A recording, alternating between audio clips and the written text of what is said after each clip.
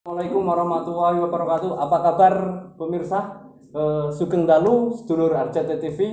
Kali ini posisi Mas Dani saya ambil alih.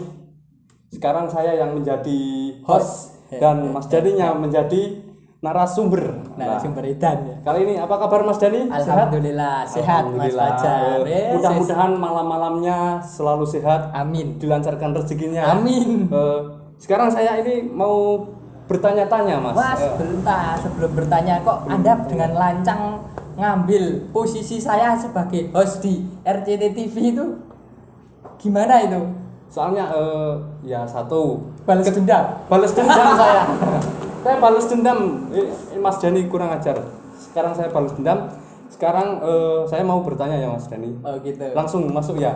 Oh ya, oke, boleh. Pertanyaan pertama ya. Apa itu Islam kejawen menurut Mas Dani sendiri? Pertanyaan yang lumayan itu. Nah, Islam kejawen, Mas. Serius, Mas? Bohong atau ngapusi? ya sedikit bohong, sedikit ngapusi. Oke, serius ya. Apa bedanya ya? Saya tuh biasanya mempertanyain orang, sekarang saya jangan menjawab pertanyaan orang. Nah, sekarang balas dendam kan? Oke, bismillahirrahmanirrahim, teman-teman. Ini momen spesial ya, dimana saya sekarang menjadi narasumber ya, yang awalnya saya jadi host di RCTI TV. Mas Fajar bertanya, apa itu Islam kejawen? Islam kejawen. Kalau Mas Fajar bicara tentang apa itu Islam kejawen, sebentar sebelum sampai itu dulu, Mas Fajar paham enggak apa itu Islam? Ya, makanya itu saya bertanya. Oh, ya bertanya. Oke. Waduh, ini berat. Anda kan sekarang suhunya suhu. Oke. Ini Mas Fajar, kita bahas satu persatu ya. Islam dan kejawen. Sebetulnya itu Islam itu awalnya itu ya ini sebelum itu. Kan orang-orang anggap sekarang itu Islam itu sebuah apa? Organisasi. Organisasi sekarang. Terus kejawen juga sebuah organisasi. Nah, itu yang membuat Anda bertanya. Tapi kalau seandainya orang-orang itu menganggap Islam dan kejawen itu bukan sebuah organisasi, maka nggak akan muncul pertanyaan itu, Mas. Oke, kalau Anda bertanya berarti paham-paham itu masih terlalu dasar ya. Iya. Saya kupas satu persatu. Islam, sebisa saya ya Mas ya. Islam itu kan kalau di era saat ini itu orang-orang menganggap bahwa itu sebuah organisasi atau agama atau aliran. Dan kejawen juga sebuah kepercayaan atau suatu aliran, maka tidak bisa bersatu. Ya. Makanya jenengan timbul Islam kejawen. Nah, kelihatannya kok terlalu kontroversial banget gitu. Islam kejawen, padahal tidak, Mas. Ketika Mas Fajar itu mempunyai sudut pandang di mana Islam itu bukan sebuah organisasi, melainkan sebuah aliran arus sungai. Ibarat sungai itu sebuah aliran. Ya. Sungai ada alirannya, Mas. Lah Islam itu aliran, Mas. Kejawen juga seperti itu. Kejawen juga itu sebuah air yang mengalir sebetulnya. Jadi tidak ada istilahnya Islam kejawen, sebetulnya tidak ada. Menurut saya sebetulnya tidak ada Islam kejawen. Itu, Mas. Yang benar itu gimana? Jadi gini, Anda kok bisa tanya Islam kejawen itu apa? Itu gimana itu? Awal Awal mulanya itu sebenarnya saya sendiri tuh masih tanya-tanya tentang itu. Soalnya gimana ya? Saya itu juga dulunya sering bermain tentang senian apa budaya itu saya suka banget gitu loh Mas. Nah makanya itu saya itu pengen banget mendalami tentang hal itu, ilmu kejawen.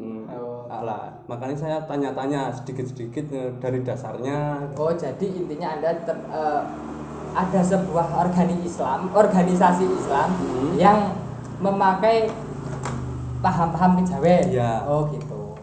Jadi sebenarnya tidak ada masalah, Mas. Kan awalnya gini.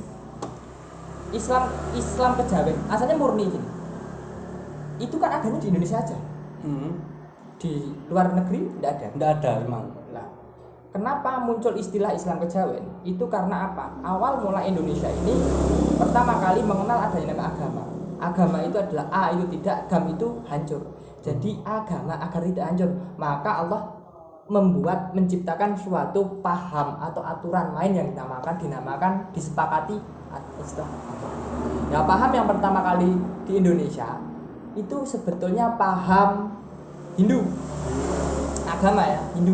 Nah, Hindu itu orang-orang mengatakan bahwa itu nyerempet ke kejawen. Itu kejawen itu apa? Kejawen itu murni suatu paham yang dilakukan atau kepercayaan di tanah Jawa sendiri, Mas. Nah, itu awal-awal seperti itu. Jadi sebuah pemujaan, sebuah ritual itu dengan budaya-budaya yang ada di tanah Jawa ini. Maka itu timbul istilah namanya kejawen. Nah, munculnya Islam masuknya Islam di tanah Jawa ini kan tidak bisa langsung seorang ulama atau seorang wali masuk ke Jawa langsung menyampaikan dalam ilmu Islam yang mutlak, yang hak. Itu tidak bisa waktu itu, Mas. Singkatnya seperti itu. Jadi itulah kecerdasan seorang wali-wali kita, seorang pendahulu Indonesia yang membawa agama Islam itu. Dia membawa Islam agar bisa diterima di masyarakat dengan ritme Jawa, tetapi tidak menyimpang dari paham Muslim. Contoh di dalam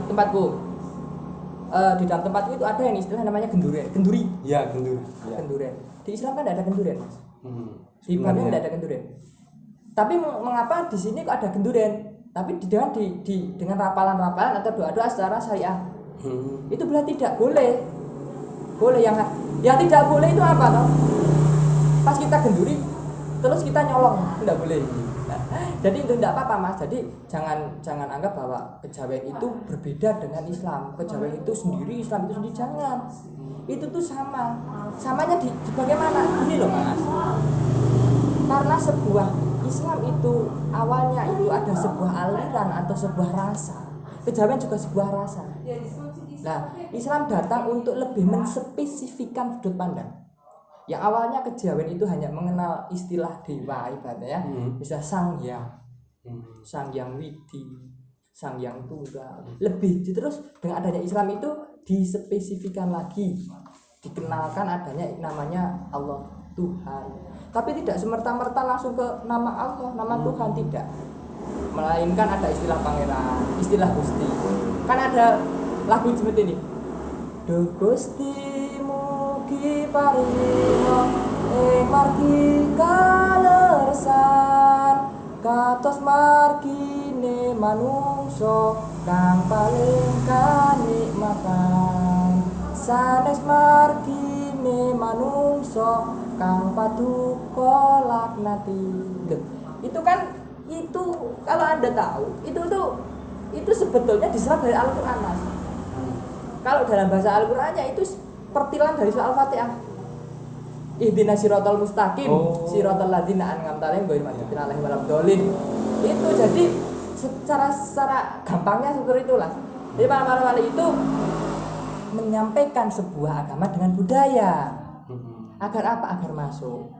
Coba dulu paham-paham mereka yang sangat keras, paham-paham yang kental sekali, kemudian Anda wong anyar dengan paham yang berbeda masuk. Apakah diterima? Ya kan tidak. Ya toh?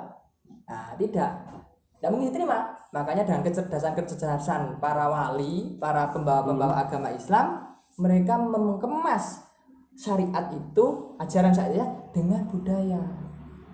Tetapi ada tetapinya.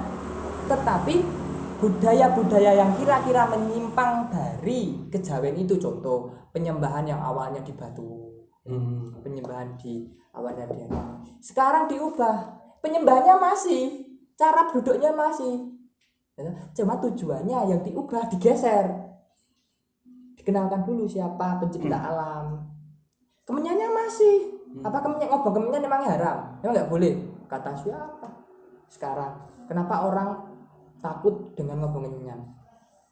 Karena kalau orang zaman sekarang ya, Mas, kalau ada tetangga atau apapun yang siapapun itu yang ngobong menyan istilahnya, itu kesannya mistis gitu loh, Mas, kayak memanggil syirik gitu. Ya, syirik, kayak memanggil roh halus atau apa, makhluk halus lah gitu. Kalau zaman sekarang Ditakutkan kalau orang wah jangan ngebong menyan haram gitu kan, musyrik gitu.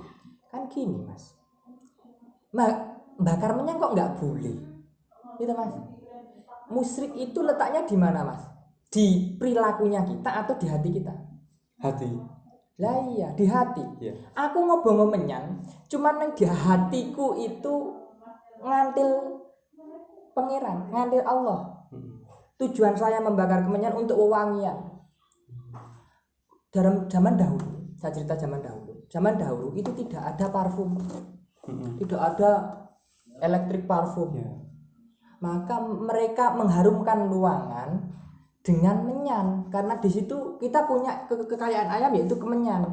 Dengan kemenyan, tujuannya apa? Agar aroma di dalam ruangan ini bagus, wangi, sehingga memunculkan kegembiraan.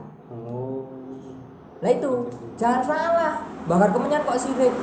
Sirik kan gak ada hati. Kecuali ada bakar kemenyan yang ratu ning iblis baru kamu bilang itu sirik. Tapi bakar kemenyannya kan enggak. Iya. Yang salah kan rapa ucapnya. Tujuannya ketika kamu bakar kemenyan kok tujuannya yang ratu ning iblis ya salah. Berarti niatnya ya. Niat minal amalu bi niat. Kembali ke situ lagi. Nah, luar biasa ya. Ada pertanyaan lagi ya Mas. Oke. Menurut Mas Dani sendiri ya, Nah. menurut Mas Dani sendiri itu setuju nggak? Setuju atau tidak kalau agama Islam itu disandingkan dengan kejawen? Islam kejawen itu. Lah, tadi kan tak sebutkan tadi. Di mana bumi dipijak, di situ rambut dijunjung. Maka saya itu pernah lihat pernah ikut pengajian mayahnya Cak Nun. Cak Nun seperti aku ki wong Jawa, dudu wong Arab. Gitu. Iya. Jadi Cak Nun itu ya sebetulnya dia ingin menyampaikan bahwa kue wong Jawa. Oh, baik gini. Kamu orang Islam, jangan jadi orang Arab. Kalau kamu orang Kristen, jangan jadi orang Yahudi. Kalau kamu orang Hindu, jangan jadi orang Majusi. Gitu. Jadi ke Islam di tanah Jawa, ya dengan budaya Jawa, enggak masalah, enggak ada salahnya. Setuju-setuju aja saya. Sekarang kan kalau apa harus kita Islam harus pakai jubah, pakai kan tidak. Itu kan budayanya mereka. Makanya Islam itu bukan apa ya? Islam itu bukan seperti itu. Islam itu rasa. Islam itu keindahan. Yeah. Islam itu cinta. Disandingkan dengan apapun cocok. Gitu Mas. Luar biasa ya. Mungkin segini dulu ya Mas ya, Mas Dani. Segini dulu nanti kelanjutannya minggu depan, lusa gitu bisa ya. Dibuat. Oke, sebelum ditutup nih Mas Ajar, saya ingin nyampaikan. Jadi sebetulnya kita jangan salah. Kita jangan salah menganggap bahwa ada sebuah organisasi di mana kok dia mengadakan suatu genduren, mengadakan suatu perkumpulan ritual-ritual yang kok kesannya itu kok mensyirikan Allah. Jangan dulu Anda memutuskan seperti itu. Lihatlah apakah betul dia memuja selain Allah, dia meminta kepada selain Allah. Apakah betul? Pelajari dulu, jangan langsung wah itu nggak boleh, di Islam nggak ada. Iya Mas, nggak ada cara Anda memakai celana aja nggak ada. Itu berdasarkan sunnah-sunnahnya. Yang penting apa Mas? Yang penting Anda beragama itu merasakan enak. Anda Islam itu merasakan enak, baru Anda Muslim, baru Anda dikatakan bahwa inilah agama. Tapi kok Anda menjadi orang Islam kok merasakan berat, saya sarankan mencari guru yang lain. Itu pesan dari saya. Itu cukup pesannya? Cukup. Mungkin cukup ya Mas Dani ya. Ya baik. Cukup pemirsa sedulur RCT TV. Sekarang kalau Anda suka dengan videonya dengan tema yang seperti ini, silahkan di like ya Mas ya. Mungkin cukup sekian dari saya. Bila ada kata yang salah mohon dimaafkan. Wassalamualaikum warahmatullahi wabarakatuh. Waalaikumsalam. Rahayu.